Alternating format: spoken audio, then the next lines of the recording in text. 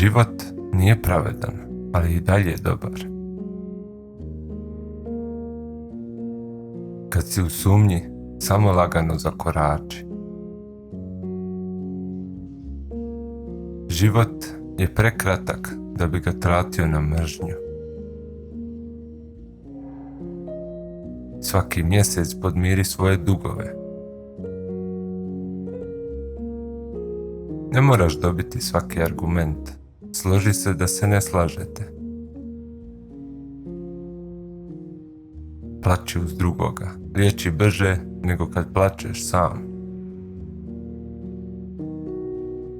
Štedi za mirovinu. Počni odmah.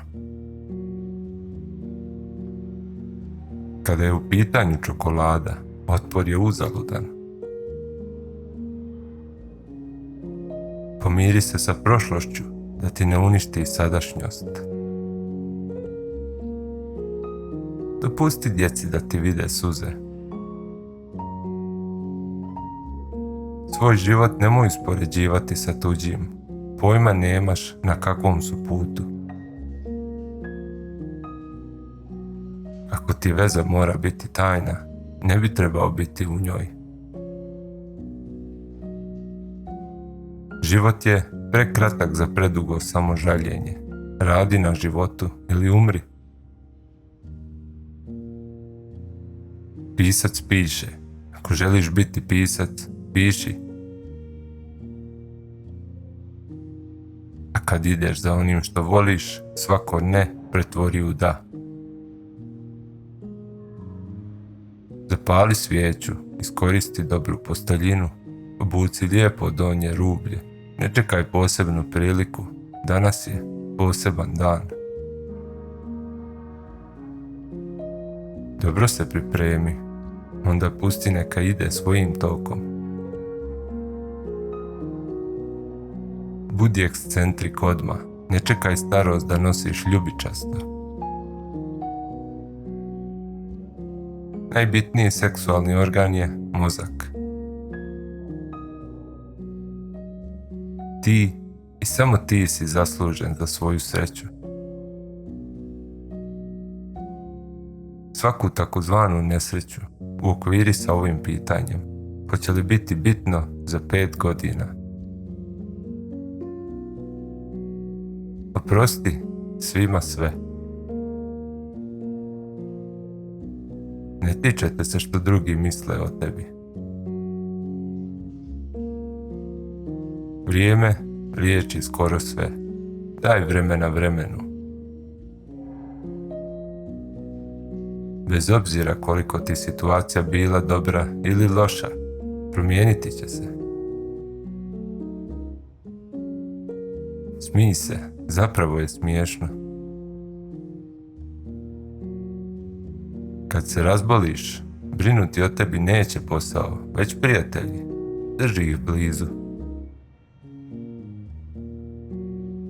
Vjeruj u čuda. Što te ne ubije, uistinu te učini jačim. Ostariti ili umrijeti mlad? Ostariti.